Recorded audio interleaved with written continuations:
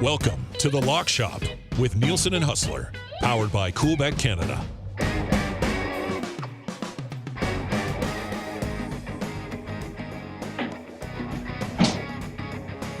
What is going on, Lock Shoppers? Welcome to a Friday edition of the program.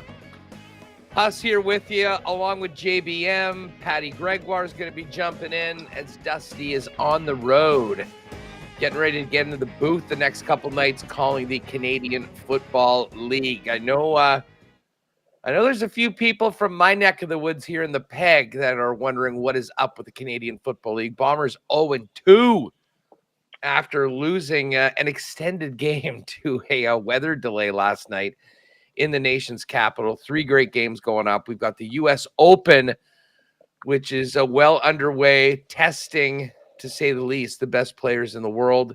Will Scotty Scheffler make the cut? We'll chop that up, give you an idea about how things are looking in that as well. And we should get to the beautiful game as well, because Euro 2024 is beginning. We've got the Copa coming up with Canada playing Argentina next week. Cannot wait for that.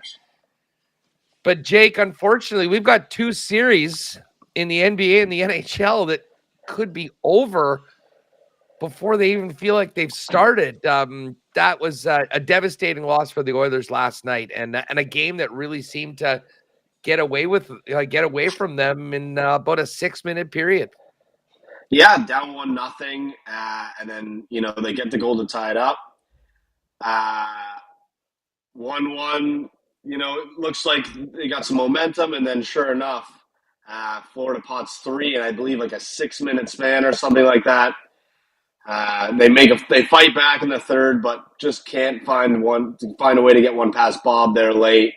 And sure enough, Florida's got a 3-0 lead. Boston's got a 3-0 lead. I don't know the last time I remember 2 finals going on at the same time in a situation where you might see sweeps in both series in both leagues, and we might be done with the playoffs, by the end of the weekend.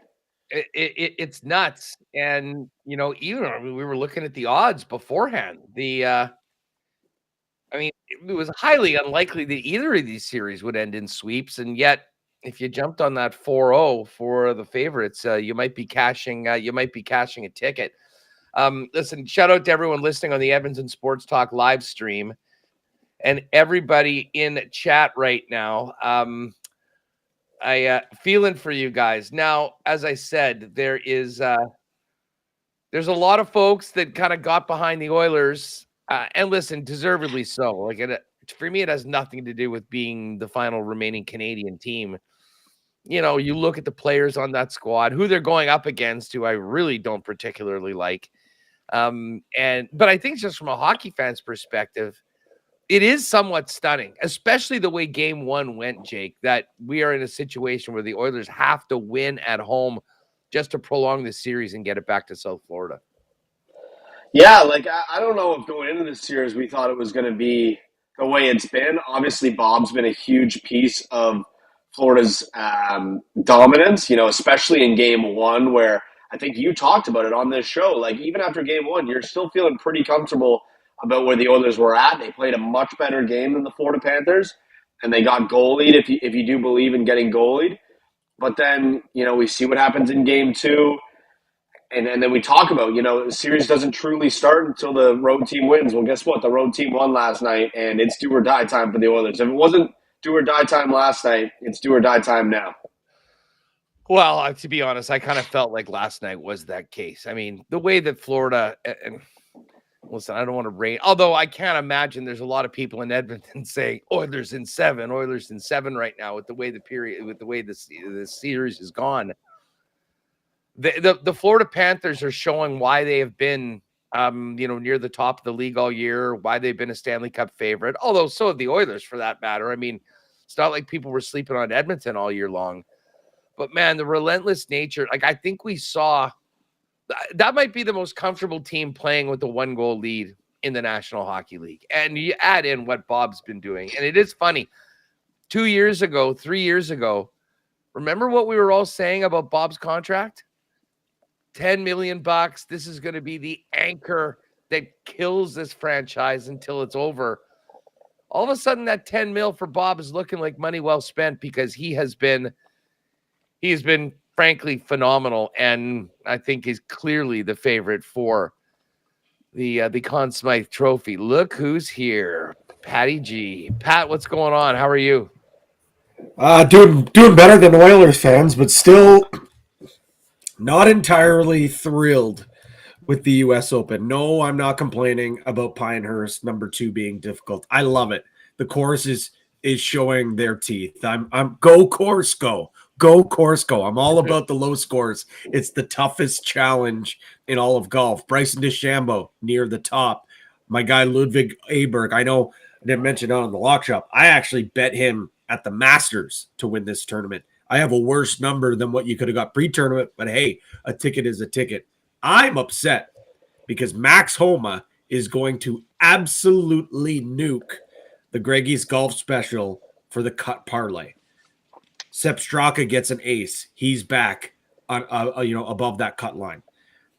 We know what all the, you just look at the other guys. Everyone's doing their share. Everyone's playing great. Akshay Bhatia has yet to even tee off yet, and he's in okay shape. Well, but Max Homa letting me down. You spoke so poetically of him, of how he is this big game golfer. We're not seeing it. We're just not seeing it right now. Yeah, he finished 5 over today. He's at 6. I mean, Victor Hovland's Vic was 2 under today and is at 6 under. I'm just saying, let's hold out. We'll get into this because this cut line is going to increase over the course of the afternoon. And considering what we're seeing that's happening to some players right now, I wouldn't rule out Max's +6 and getting him into the weekend. That be an absolute prayer. It would be an absolute prayer. We will see. Hey, shout out to everybody in chat. I see Jen's in the house. Sobkirk, New Norway, Rick. Oh yeah, New Norway, Rick. Forsling was +700 to score and +1100 to get 2 points. That almost empty netter hurt, but feeling great about Panthers in 6. Well, Oilers need to win you a couple games to make that happen. Now, Mark and Fanasuk, what's going on? Mark says, can I enter my loser live bet bomber bets to the Husbus contest? Yes, you can.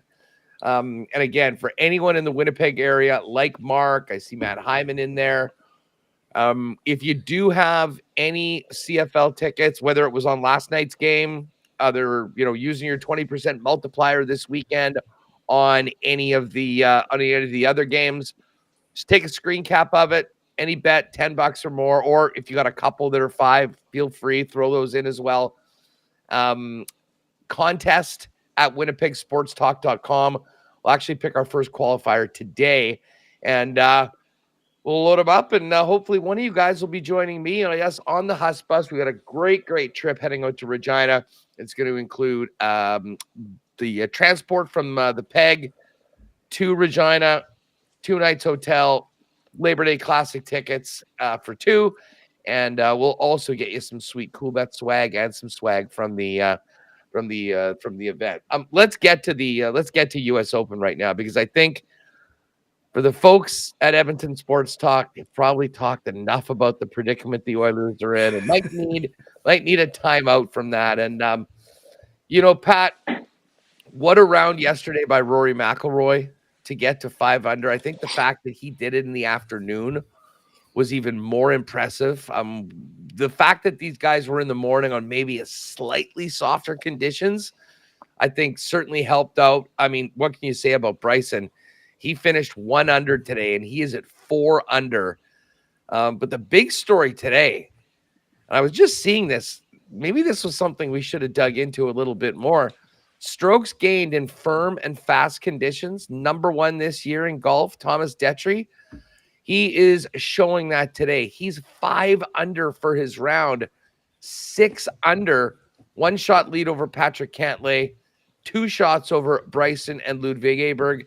And listen, even Rory hanging in there, 2 under par when you already have a 5 under round in, very much in the mix. But Detry playing amazing.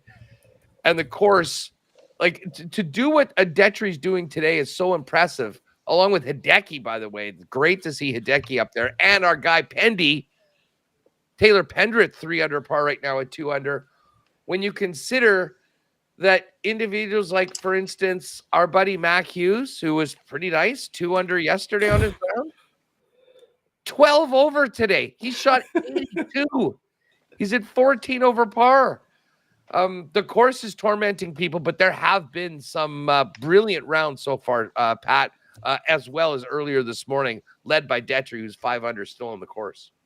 Detry, the big Belgian, I don't know, maybe he's fired up that Euros are starting off this week, although I don't think Belgium is playing until Monday.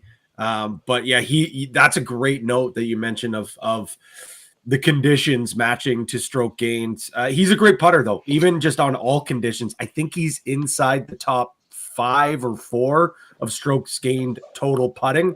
Speaking of strokes gained total putting, Pendrith, 6th. Mentioned it on the Lock Shop on Wednesday. That is why he is in the mix here. He's nailed some really long putts. There have been some great rounds. You mentioned it. Your guy, Hideki, 4 under. Pretty good round for him. I think Tom Kim was 2 under. We're not going to see too many big scores. And you mentioned it, Huss. As the day goes on and those greens continue to bake, it's going to be even more challenging. But we buried the lead. Scotty Scheffler, world number 1, is hanging on by a thread. Great tweet thrown out by the Coolbet social account. Plus 750 for him to miss the cut. He was plus 350 to win the golf tournament. The last time he missed the cut, 672 days ago at the 2022 FedEx St. Jude Championship. We were talking about how many strokes is this guy going to win by? Who can compete with this guy? Who is even capable of going toe-to-toe to this guy? Well, we found out the one person or thing that can beat Scotty. I guess it's 2. It's Scotty himself and the course. Always Jake, the course. Jake, this sort of speaks to what the U.S. Open is all about. I mean, a guy that is just basically steamrolled against all competition all season long, made to look, dare I say, a little mortal today, sitting at 5 under. And at a point, we'll see what you think about this. I mean, there's 4 guys going off at 1 over. There is a large group of players that are in at even or 1 under, including Corey Connors. There are still 8 guys to tee off that finished 2 over yesterday, and another 8 that were 3 over, and 8 or 7 that were 4 over. Considering the way the course is playing, Jake, Scotty's going to be on his own cut sweat, much like everyone on their lineups and seeing whether the guys live in, because being in the clubhouse, that's the best thing you can do. There's no way you can have any more bogeys once you've finished your rounds. And you know there's going to be carnage this afternoon at Pinehurst number 2. Well, that's the positive for Scotty right now is he doesn't have to play any more golf today. So hopefully for his sake, at plus 5 might be enough to get him in. I think Patty had sent over something to me and the other guys at Coolbet. The Data Golf cut line projections at the U.S. Open, it's top 60 plus ties. Plus 3, there's a 6.4% chance that the cut line ends at plus 3. Plus 4, close to a 60% chance that the cut line ends at plus 4. And plus 5 has a 34% chance to where the cut line ends up. So if that's where Scotty ends up, there's a chance he still might be able to get in at plus 5, but it's not a great spot to be as the world number 1. And considering where he was to be starting this tournament, off a win at the Memorial last weekend, it's unbelievable that we're talking about Scotty Scheffler maybe not making a cut. And like Pat said, it's for the first time since FedEx St. Jude in 2022. You're muted, Pat. Obviously he's world number one. All eyes are on him. Like normally, if a guy's playing this poorly, we don't even see a shot. But I'm okay with it. This is the tournament that when guys are well over par, I want to see all this carnage. I want to see it's a car wreck. You're not supposed to look, but you keep looking. But it's not just Scotty, guys. Like the names that we are not going to see on the weekend is absurd. Max Homa, we already talked about him. There's a good chance we don't see him for the rest of the weekend. Jason Day is in trouble. Tommy Fleetwood is in trouble. Victor Hovland, Sahith Theegala, Will Zalatoris. Like these are some of the big, brightest names in golf.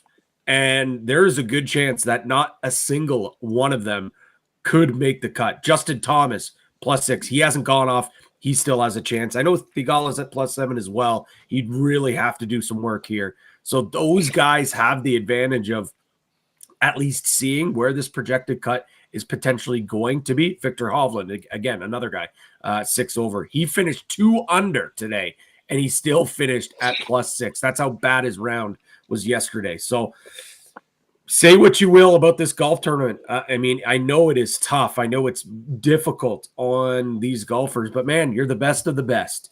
I love this tournament. I really do. I think it's great. I think it's crazy. Course? Do I like this course? I actually do like Pinehurst. I know it is a little bit Mickey Mouse with the greens, and I just for a U.S. Open, it's got to be tough. It has to be tough, and if it's not going to be super long and crazy deep rough, there's got to be other ways to make this course difficult. And I think the way is with those elevated greens, with them being like putting in a bathtub. That's the difficult thing. I really like this course. I have no issues with it. I know some people are kind of ticked off about it, but I have no qualms with it.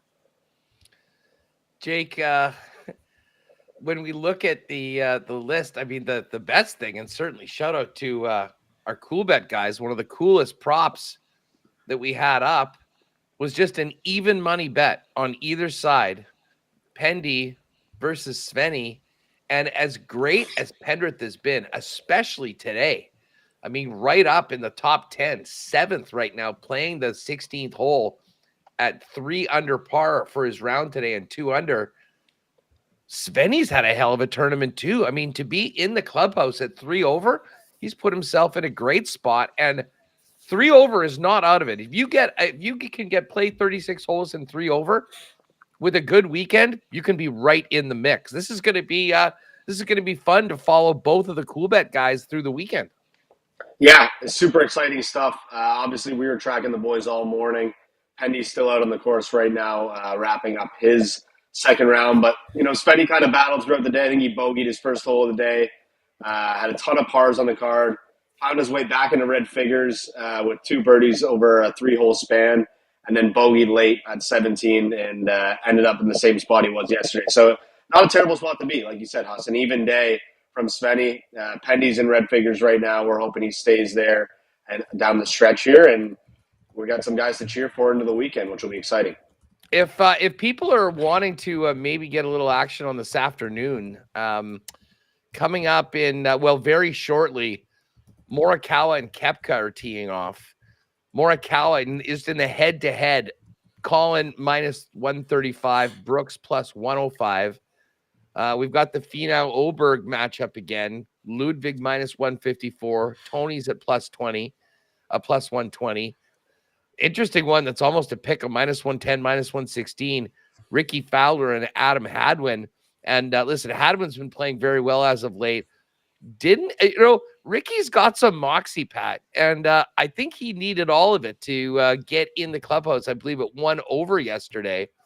So Ricky's intriguing. And then straight up pick 'em between Minwoo Lee and the struggling Sahith Theegala. I think I may have to jump on Minwoo on this one for obvious reasons, Pat. Yeah, Minwoo was what, +3, I think. He ended up in the clubhouse yesterday, so he's still very much in the mix. The only issue that I have with that, I mean, I said it to you in a text yesterday. Sahith's my guy. I love him. I've been on him more than not. I'm betting him to either win the tournament or some sort of bet, or he's my Gregoire's golf special. That is a broken man right now. And unless he can prove me wrong, I would be going with Minwoo as well. But with that being said, Sahith is a guy that can go off. The fact that he needs to go nuclear here and go 3-4 under just to even potentially, get to a cut. That's the only thing that scares me. That's a motivated golfer. But Minwoo also has to go low either. That's probably a stay away for me, to be quite frank. Looking at some of those other ones, the Fowler Hadwin one certainly is interesting because I tend to agree with you. I thought Hadwin was, really struggled yesterday. I don't necessarily know if this course fits Hadwin better than it fits Ricky, but Ricky's played here before. Ricky has had some good results here before. When you play Pinehurst number 2, it's a different beast. So I would probably lean Ricky there and just, take the minus 110 and just see it. I hate betting against the Canadians, but I kind of agree with you. Ricky had some moxie going yesterday. That being said, Ricky's been so inconsistent. Ricky hasn't been very good as of late. I am going to ride with Hadwin, and I'm actually Hadwin and Minwoo together, just a 2 matchup plus 250. So let's go. Don't hate that. Go, Minwoo and Adam Hadwin, and we'll see what happens this afternoon. As we just said, teeing off right now, Colin Morikawa, Brooks Koepka, Finau and Oberg coming up a little bit later on. And Patty, just before we move on, Ludwig nails yesterday. And by the way, I need to hand up Harry Higgs, my pick, blew it. Straka was great. Ludwig got it done on 18. Harry just didn't have it against Brandon Wu there on the back 9. But Oberg is going to be a player to watch this afternoon. We've known that he's had the game when it comes to these major championships, and he has such a sublime short game. It really does seem like that was a big part of a great round out of the gate. And again, he's going to need that and every ounce of his putting moxie to get through this round and stay right up there with the likes of Detry, who is putting up a number that I think is going to, and Bryson for that matter too, in the clubhouse at 4 under. I think Patty we just lost Patty there for a minute. Lost Patty, that's all right. Yeah, no worries. Yeah, honestly, as much as we're talking about the guys who might not even end up making the cut, there's still some great names on the leaderboard right now. You talk about Rory, he's in at 3 under through 2 rounds. You talked about Oberg, still head out on the course. Cantlay still heading out on the course. Bryson's in there at 4 under. There's names up top of that leaderboard, including Pendy, who we're really hoping can remain in the mix here come the weekend. Jake, I'd like to say that I'm a soccer guy. I get into these big events, but I would not be anything close. I lean on soccer guys who are a little bit more experts when we're doing these sorts of things. But we've got matches, we've got games. Like, how big of an event is that for the book? Knowing that Coolbet is not just in Canada, I'd imagine this is one of the particularly the Euro has to be one of the bigger events of the year from a betting standpoint, with interest not just here in Canada and North America, but around the world. Yes, you nailed it. For people who don't know, originally Coolbet is from Europe, from Estonia originally. That's where it originated. We have a ton of different European markets. So Euro is absolutely huge for us, not necessarily here in Canada, but across the rest of our countries. And here in Canada as well, we're also focusing on the Copa, which starts next week. Canada will be involved in that, the United States, Mexico. So, it's an exciting time right now for soccer fans, an exciting time for us at Coolbet because these 2 huge tournaments are going on kind of at the exact same time. I don't know if you saw that scheduling stuff, Huss, but I think starting next week, we're going to have afternoon soccer leading into evening soccer, and then you wake up the next day and there's afternoon soccer. If you're a fan of a little bit of a sprinkle during your work hours, this is the great time for you because we might be losing the NHL and NBA playoffs, but we're leading right into 2 huge soccer tournaments followed by the Olympics coming up here later in the the Olympics. And listen, for NHL fans, I mean, for guys like Leaf fans and Jet fans and Canuck fans and Flames fans, we're into the off-season mode right now. And, obviously we're going to be down doing shows in Vegas for the draft. There could be, and I think there will be, some really interesting movement around the league. Lots of intrigue. Pretty much every team has a key player or two that's somewhat up in the air, whether they'll be dealt, whether they'll be around. But Pat, we were just talking about how with Euro getting going and the Copa getting going, I mean, even a day like today, I mean, this afternoon in an hour and a half, Germany and Scotland kick off with the first game of Euro. I mean, if I didn't have to do the damn show, this would be a pretty great day to post up at the bar for a very little early happy hour sesh, paying attention to the U.S. Open on one television and Euro 2024 on the other. Let me put this out as I said. I mean, I'm going to be in it. I'm going to be betting it, but this will be more for fun. Certainly don't have as great knowledge on all of this and where the players are. We know who the usual suspects are. Timmy Two Shoe says Euros. Anyone going with Germany and Scotland under 2.5 goals? I do not mind that. Germany is the host. The host gets the first game against it. But I'm just pulling this up, Pat. This is a perfect time. If you're with us live right now, or you're thinking about it and you want to get some futures in, got a little bit of time before kickoff today. I was a little surprised to see Germany, the third favorite on the board. Not surprised to see France at plus 400. Little surprised to see England as the favorite. And I'm not sure whether they're just like the Yankees or, like just that team that everybody bets and they have so much support. Seeing a lot of people sort of do their picks. England not necessarily going into the finals, which might give us some good value on some of the other teams. But Pat, any thoughts on how things are shaping up with the futures for the Euro before we kick it off? Well, you do bring up a great point. Yeah, I know they are the Yankees. They are the Cowboys.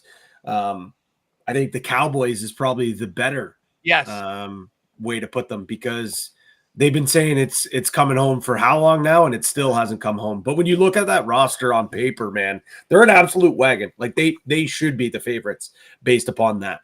But I think you can get much better value on a team like France, who seems like, every time you blink your eyeballs and there's a major European tournament or international tournament, they find themselves in the finals. Anytime you can get a host at good value as well, a team, a quality club like Germany, certainly I think there's some value there. But in terms of this game today, I don't know who threw out the under 2.5 goals. I think it might have been Timmy.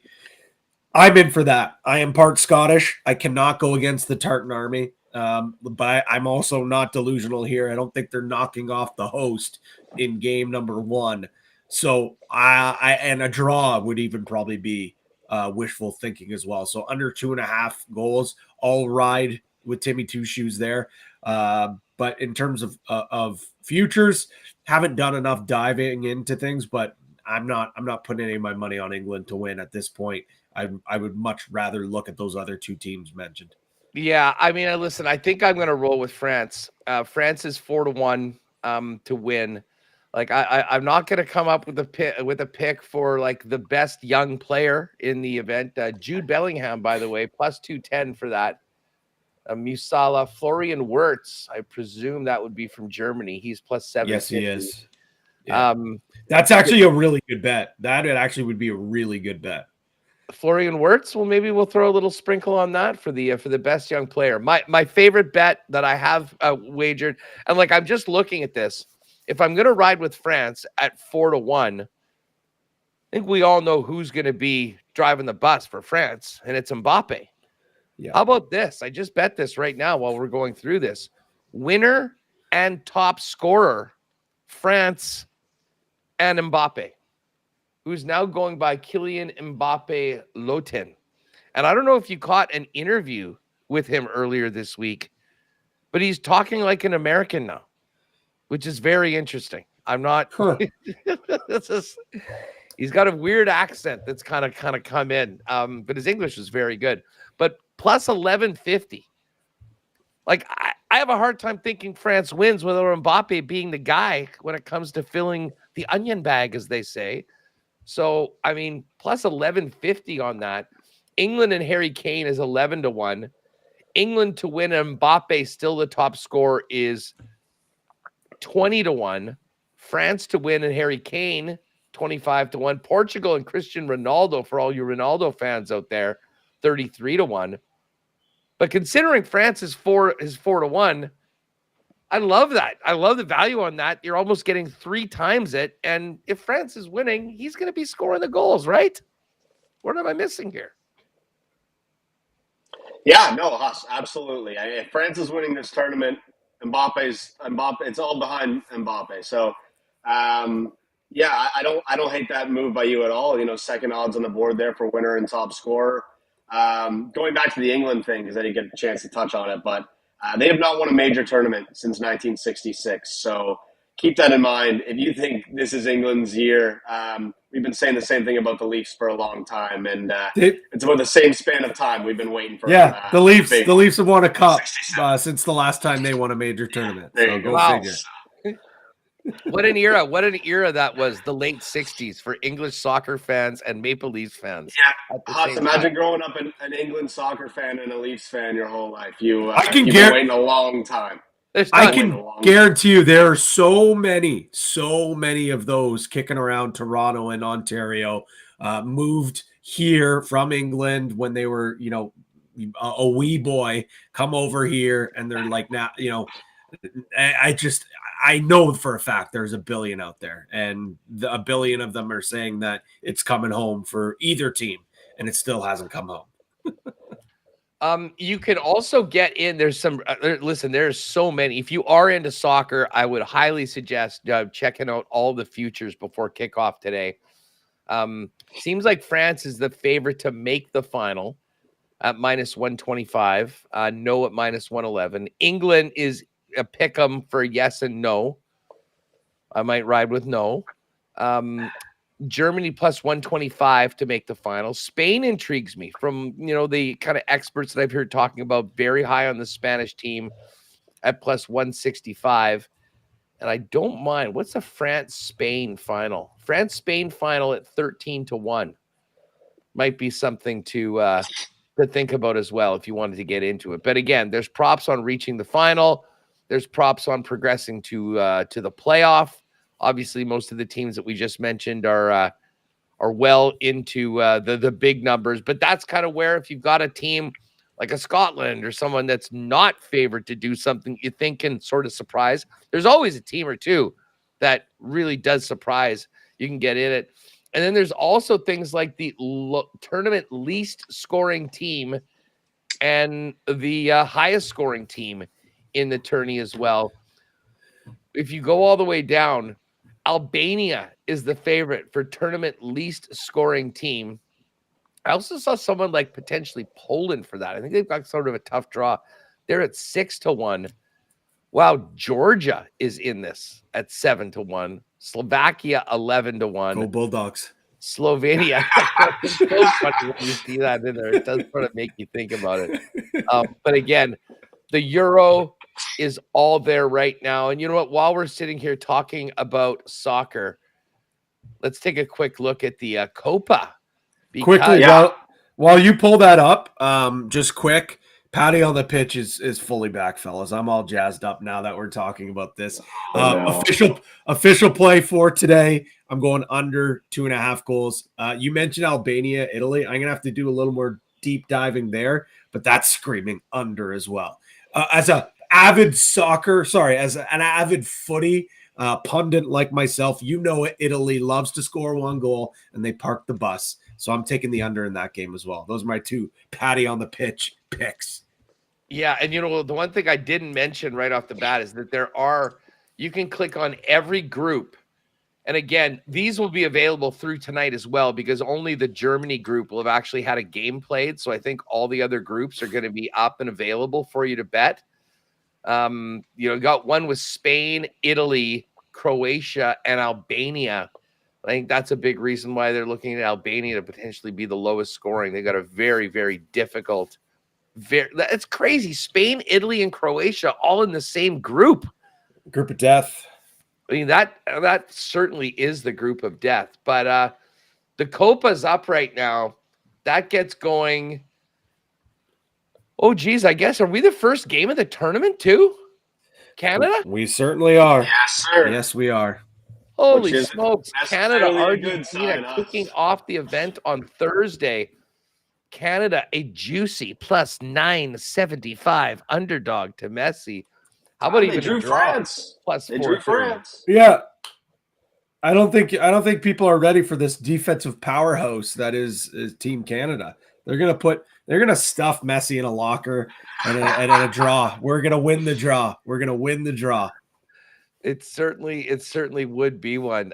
That is Thursday, as we mentioned, a 7:00 start. I think TSN has all these games. There's going to be a ton of soccer on right now, so we'll dive into that. We'll lean on a few experts for some picks next week as we get into it. Yeah, that game in Kansas City that I was hoping to get to.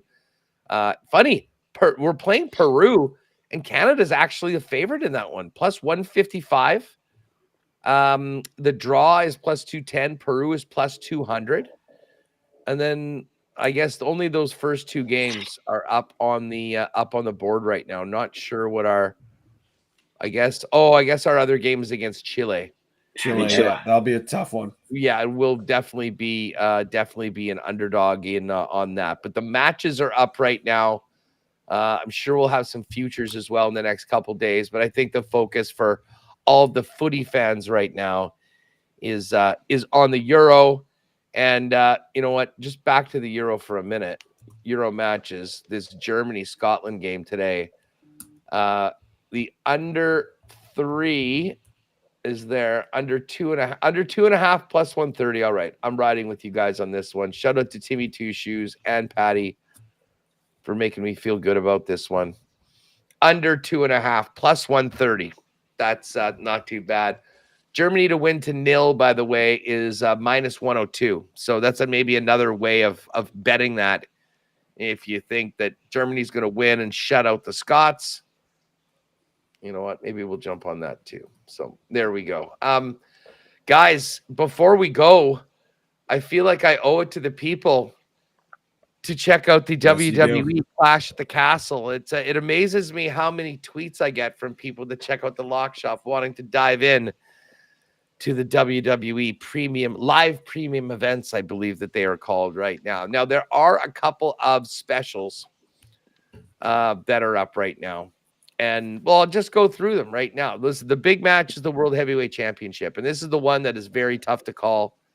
And the odds will tell you. It is Damian Priest against Drew McIntyre. Drew McIntyre, the hometown guy, the Scot. Now, WWE has a long history of having their wrestlers be a massive draw, hometown events, and then lose. I'm a little Montreal screw job. Does anyone remember that? Well, the Montreal screw job is a little piece of history in its own.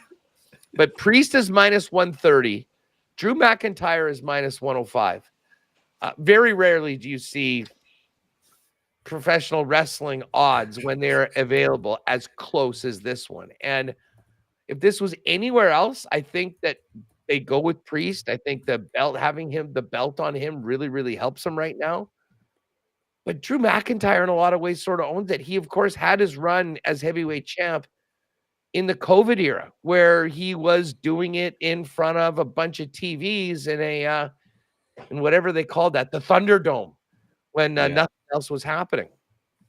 I can definitely see Drew getting this win. It probably, if you just focus on the storylines, Pat, I think that we're probably more likely to see Priest win, and that's why he's a slight favorite.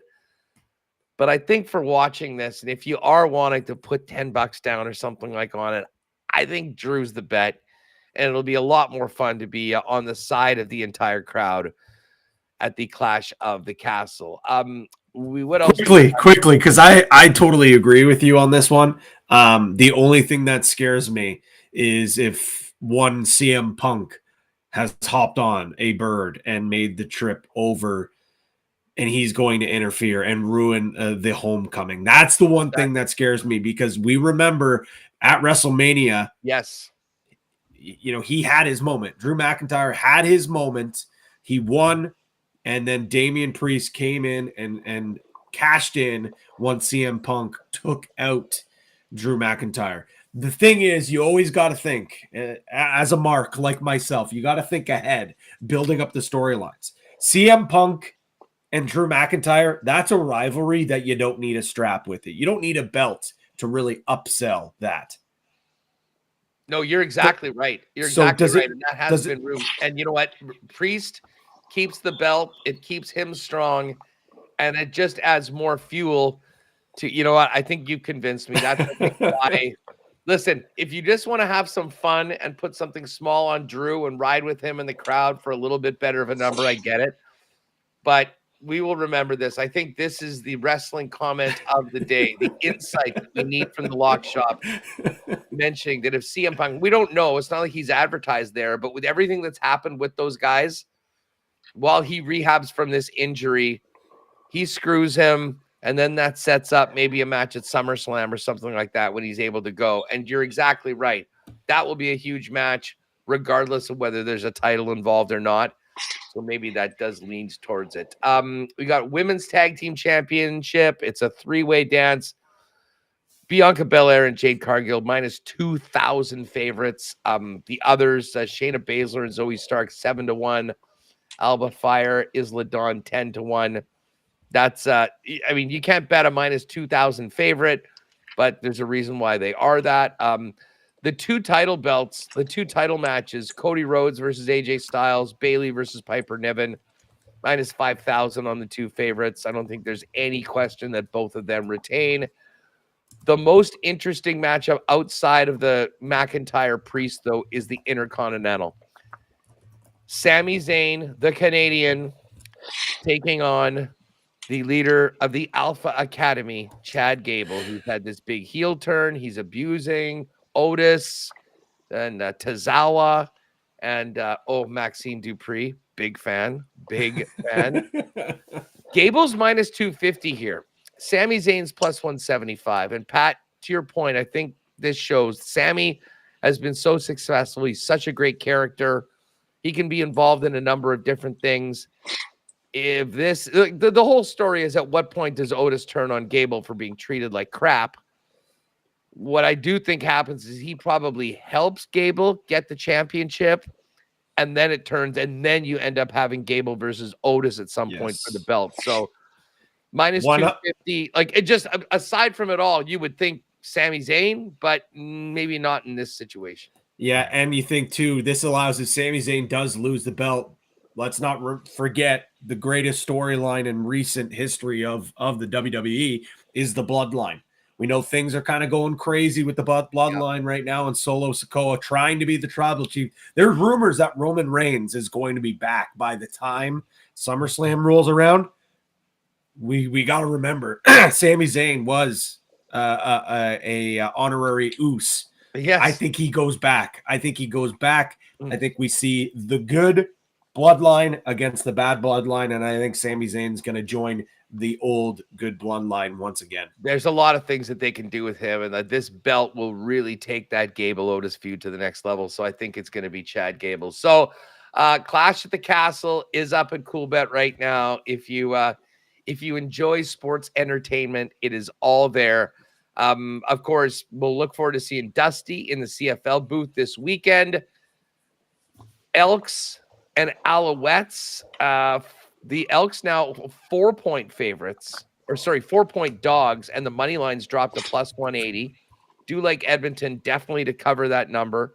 Calgary and BC is now, this makes more sense, settling at 8.5 as opposed to 9. Dusty's on Calgary, I'm on BC. Hamilton and Saskatchewan is a pick'em. And we're both on Edmonton, and we do have the exclusive right now that's up. Edmonton to cover 5.5, over 50.5 in the Calgary BC game, over 48.5 in the Saskatchewan game and that is boosted up in the Coolbet exclusives. Guys, great stuff. Happy Father's Day to all the dads out there as well coming up. And as Feinberg said on the show, again, don't worry about all those try-hard dads that are doing other things. This is your day. If you want to be stapled to the couch the entire afternoon watching the U.S. Open, that is your prerogative as a dad on Father's Day. So happy Father's Day to my dad, to all the dads out there, to your dads as well. And let's go under 2.5 in this Germany game this afternoon, and some good things for both Pendrith, Svensson, and everyone else we've got action on at the U.S. Open. Buckle up for the carnage, boys, this afternoon. I think it is going to be gnarly. Pat, Jake, thanks so much for doing this. I know Dusty's back on from Monday to Wednesday, but hopefully we'll be able to get the band back together. Next Thursday will be great before the Canada-Argentina game as well. And we're going to have to turn in. Like Patty on the pitch has already been – Patty on the pitch mode has been engaged.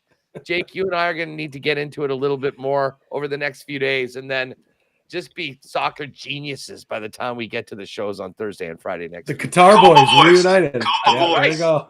The Copa boys. World Cup veterans. World Cup veterans right here. Guys, thanks so much. Have an awesome weekend. Everybody in chat, have a good one. And we'll turn it back over to ESTHQ.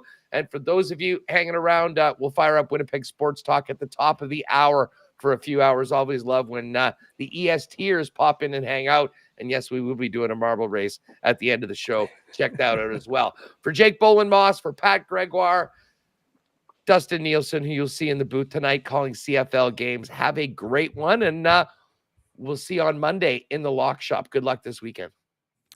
Boys, with the soccer now, between now and July 14th, there's a Euro or Copa game every day except for 5 days, and the first day being July 3rd. So we've just got soccer going on this entire time. It's great. I love the pick, what you guys got for Germany, Scotland. That's coming up at 1 o'clock. For those here in Edmonton, I know Eric's going to be at the German Cultural Center for that one. I'm going to have to rush that way. My Italians tomorrow getting on Albania, so I'll be tuned in for all the soccer picks over the next little while on the Lock Shop. Matt Iwanek with you here on EdmontonSportsTalk.com. Tune in iHeartRadio as well as those watching on YouTube. Coming up in a few minutes here, it's going to be the Oil Stream. Tom Gazzola is down at the rink as the Oilers, they hit the ice at 11:30 today following their Game 3 loss to the Panthers. It's desperation time now for the Edmonton Oilers. Before we do that, it's time to qualify someone for the hole-in-one, or the $100,000 hole-in-one contest, which is presented by Golf Town this Father's Day, which is Sunday.